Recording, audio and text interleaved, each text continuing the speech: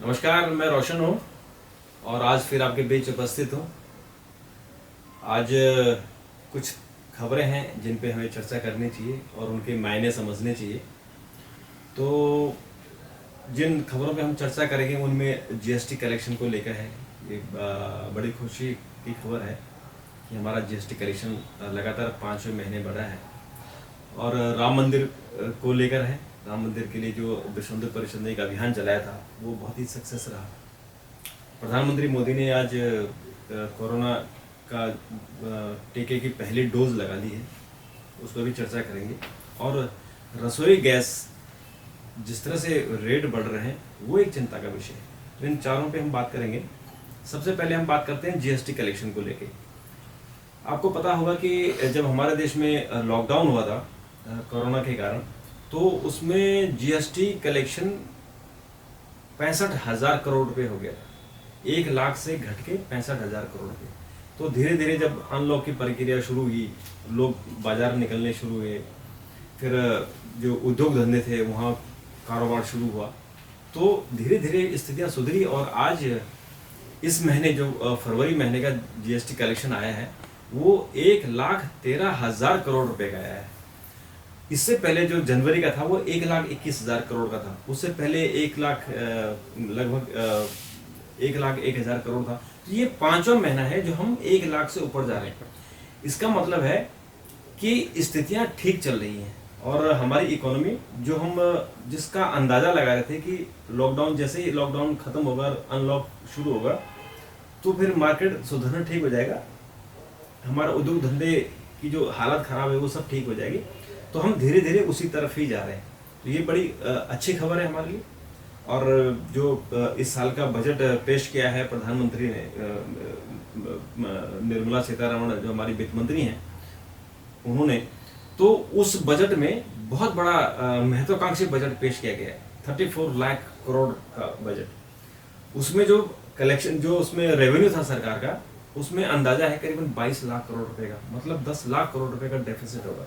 तो अगर हमारी यही दर रही जीएसटी कलेक्शन की, तो मुझे लगता है कि फिर चीज़ें सुधरेंगी और हमारा जो फिस्कल डेफिसिट होगा, जो हम करीबन 5.5% से ऊपर चला गया और उसको रोकने की बात हो रही है कि करीबन 3.5% पे उसको लाएंगे, तो वो तभी आएगा जब हमारा रेवेन्यू टोटल बढ़ेगा, चाहे वो जीएसटी के माध्यम से बढ़े या इनडायरेक्ट टैक्स दूसरे हैं या फिर हमारे डायरेक्ट टैक्स हैं, इनकम टैक्स वगैरह, उनसे बढ़े। तो कुल मिला के हमारी स्थितियाँ सामान्य होती दिख रही है।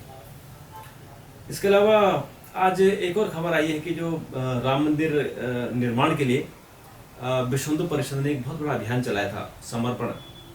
और वो इस बहाने देश भर में करीबन 5.5 लाख लोगों घरों में गए, 5.5 लाख गाँवों में गए, जिनकी संख्या जो बीएचपी वाले बताते हैं कि करीबन इन्होंने 60 करोड़ लोगों को टच कर लिया है। 5.5 लाख गांव तक पहुंच गए और इन्होंने जो कलेक्शन किया वो 15 जनवरी से शुरू हुआ था और 27 फरवरी को खत्म हुआ। इस बीच इन्होंने 21,000 करोड़ रुपए 2100 करोड़ रुपए कलेक्ट किए। तो इस 2100 करोड़ का जो अनुमान लगाया गया है कि राम मंदिर का जो निर्माण होगा वो करीबन 1500 करोड़ रुपए का होगा। पहले उसको करीबन 900 करोड़ के आसपास, 1000 करोड़ के आसपास का अंदाजा था, लेकिन जहां मंदिर निर्माण होना है राम जन्मभूमि में, उसके नीचे सरयू नदी की एक धारा निकल आई है। तो इसलिए वहां पे मंदिर निर्माण का जो एक वो था, जो मंदिर निर्माण को लेके एक प्लान किया गया था, उस प्लान में थोड़ा सा बदलाव है। वो बदलाव इसलिए है कि नीचे नदी की धारा निकल आई है, तो उस नदी की धारा के ऊपर एक कृत्रिम चट्टान बनानी है। उस चट्टान में एक्स्ट्रा सीमेंट लग रहा है और वो ये सीमेंट जो साधारण सीमेंट नहीं लग रहा है, वो पत्थरों को कूट के, पत्थरों को पीस के उसकी चट्टान बनाई जाएगी। उस चट्टान को सुखाया जाएगा और फिर उस चट्टान के ऊपर मंदिर का नींव रखी जाएगी। तो उसका जो प्रोसेस बता रहे हैं श्री राम जो ट्रस्ट है, तो ट्रस्ट कह रहे हैं कि इस मार्च के अंत तक उसका काम शुरू हो जाएगा। तो 1500 करोड़ रुपए का अंदाजा लगा रखा है। अभी 2100 करोड़ रुपए कलेक्शन हो गया है। और मुझे लगता है कि इसके अलावा, ये तो विश्व हिंदू परिषद का अभियान था, इसके अलावा जो लोग अपने से दे रहे हैं, जो ऑनलाइन के माध्यम से दे रहे हैं, या जो मंदिर दर्शन के लिए लोग रोज जाते हैं उनके माध्यम से दे रहे हैं, तो कुल मिला के भव्य मंदिर बनाने की जो बात हो रही, वो शायद इतने पैसों में एक भव्य मंदिर बन सकता है, जो विश्व हिंदू परिषद चाहता है कि एक हिंदू धर्म का एक बहुत बड़ा वो केंद्र बने, और वो पूरी दुनिया में जाना जाए कि अगर हिंदुओं का कोई धर्म स्थल है तो सबसे बड़ा धर्म स्थल की पहचान अयोध्या के को लेकर हो।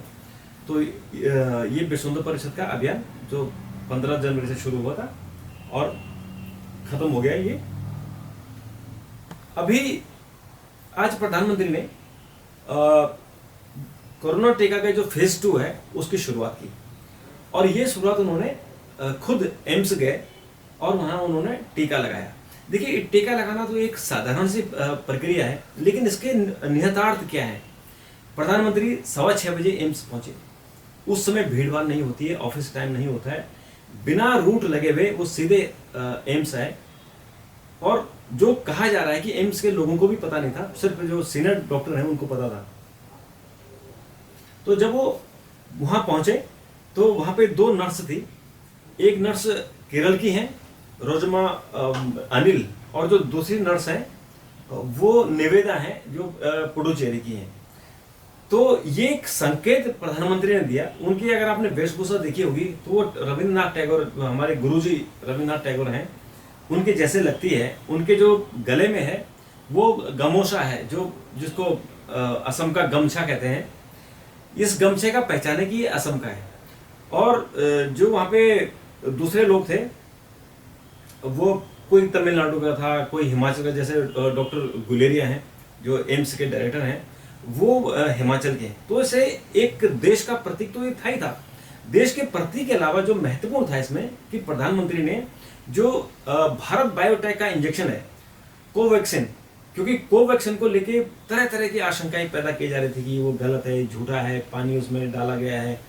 तो वो उन्होंने एक जो भ्रम था, एक जो भय था, उस भय को खत्म करने की कोशिश की है। और वो वैक्सीन उन्होंने पहला टीका लगा लिया है और 28 दिनों बाद फिर दूसरा लगेगा। और आज ही उपराष्ट्रपति वेंकैया नायडू जी ने भी लगाया, गृह मंत्री अमित शाह ने भी लगाया है।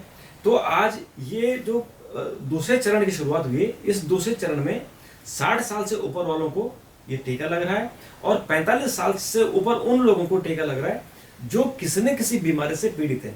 तो आज जो कोविन पोर्टल है, उस पोर्टल में करीबन 10 लाख लोगों ने अपने आप को रजिस्टर करा लिया। तो ये होता है कि एक नेता का, प्रधानमंत्री का, किसी देश के हेड का जाना, वो एक मैसेज देता है कि वो कितना विश्वास उस पर कर रहे हैं। और उन्होंने जो विश्वास जताया है, इससे पब्लिक का विश्वास बढ़ा है, और 10 लाख लोगों ने पहले दिन ही अपने आप को रजिस्ट्रेशन करा दिया। तो कोरोना खत्म होगा, जब कोरोना खत्म होगा तो उसके बाद वो चीजें और सामान्य होंगी, और उसके बाद जो लोगों का एक जो डर होगा, जो लोगों का कोरोना बीमारी को लेकर डर है, वो डर खत्म होगा। और जैसे मैंने कहा कि वो चीजें खत्म वैसे हो रही हैं, कैसे कि आपकी कोरोना के जो केसेस बढ़ रहे हैं, जो एक बार खत्म होते हुए करीबन 3000 केस पर डे आ गए थे, वो अब फिर दोबारा से 15,000 केस आने शुरू हो गए। तो इसलिए लोगों के मन से भय निकालना जरूरी है, और वो भय के कारण ही अब ये जो प्रधानमंत्री ने टीका लगाया है वो भय दूर होगा। जो अगली खबर है, एलपीजी के जो सिलेंडर है उनकी कीमतों में 25 रुपए की बढ़ोतरी हुई है। पिछले 1 महीने में, सिर्फ फरवरी में हम देखें तो 2 बार, इसमें 4 बार अब तक गैस कीमतों में बढ़ोतरी हो चुकी है। और अगर हम जनवरी से देख लें तो इसमें जनवरी से लेके जनवरी और फरवरी मिला के करीबन 225 रुपए की रेट इसमें बढ़ गया है। 225 रुपए समझिए आप 2 महीने में। जो 794 रुपए का सिलेंडर दिल्ली में थे, आज वो 819 रुपए का हो गया है। इससे क्या होगा कि जो आम आदमी है, जो आम नागरिक है, जो गरीब आदमी है, उसके लिए बड़ा मुश्किल हो जाएगा, क्योंकि पेट्रोल के प्राइस पहले ही बढ़ चुके हैं, डीजल के प्राइस बढ़ चुके हैं, और अब एलपीजी का भी बढ़ जाएगा। तो जो दूर दराज के गाँव में लोग हैं उनके लिए बड़ी मुश्किल हो जाएगी, क्योंकि उनका जो लालन पालन होता है, उनका जो खाना पीना है वो बहुत सीमित दायरे में। तो इसका क्या नुकसान होने वाला है कि लोग गैस छोड़ के वापस फिर लकड़ी की तरफ चले जाएंगे, क्योंकि लकड़ी फिर जंगलों से निकालना आसान हो जाता है। तो इसलिए सरकार को यहाँ पे जरूर सोचना चाहिए कि हम कीमत को उतना ही बढ़ाएं जितना कि चल सकता है। और एक चीज आज जो हमारे पेट्रोलियम मिनिस्टर हैं धर्मेंद्र प्रधान, उन्होंने कहा कि अभी फिलहाल पेट्रोलियम पदार्थों में, चाहे वो पेट्रोल हो, डीजल हो, कुकिंग गैस हो, इनके जो कीमतें हैं वो सस्ते अभी कम नहीं होने वाली है, ये विंटर में जाके होंगी। विंटर का मतलब हो गया कि अभी तो फरवरी ही है, विंटर आने में कम से कम अभी 7-8 महीने हैं। तो 8 महीने तक हम इतनी ऊंची प्राइस पे जिएंगे। अभी जो सरकार ने प्लान बनाया है कि जो सब्सिडी वाले सिलेंडर हैं वो केवल पहाड़ी राज्यों में और जो नॉर्थ ईस्ट के राज्यों में और कुछ ट्राइबल एरिया में देंगे, बाकी जगह सब जगह सब्सिडी खत्म कर देंगे। तो अब सोचिए कि अगर गैस की कीमतें, पेट्रोल की कीमत, डीजल की कीमतें अगर बढ़ गई तो मार्केट में कीमतें बढ़ेंगी, महंगाई बढ़ेगी, इन्फ्लेशन बढ़ेगा और फिर चीजें आम आदमी के हाथ से दूर होती चलेंगी। जैसे कभी कभी प्याज आम आदमी के हाथ से दूर चला जाता है। तो सामान्य स्थितियां बनाने के लिए, इन्फ्लेशन कम रखने के लिए सरकार को कम से कम पेट्रोलियम प्राइसों को कंट्रोल करना जरूरी है, क्योंकि इसका सीधे सीधे असर आम नागरिकों के जीवन पर पड़ता है। अगर आप डीजल की कीमतें बढ़ेंगी तो ट्रांसपोर्टेशन बढ़ेगा तो ऑटोमेटिकली जो उत्पाद है, उपज हैं, उन सब की कीमतें बढ़ जाएंगी। तो इस बारे में चौथी बार जैसे बढ़ी है, जिस बारे में हम चर्चा कर रहे थे, और ये लगातार दिसंबर 1920 से लेके 2020 से लेके अब तक ये बढ़ी हुई है। तो ये एक बहुत चिंता का विषय है और इस चिंता का निवारण सिर्फ और सिर्फ सरकार कर सकती है, प्रधानमंत्री कर सकते हैं।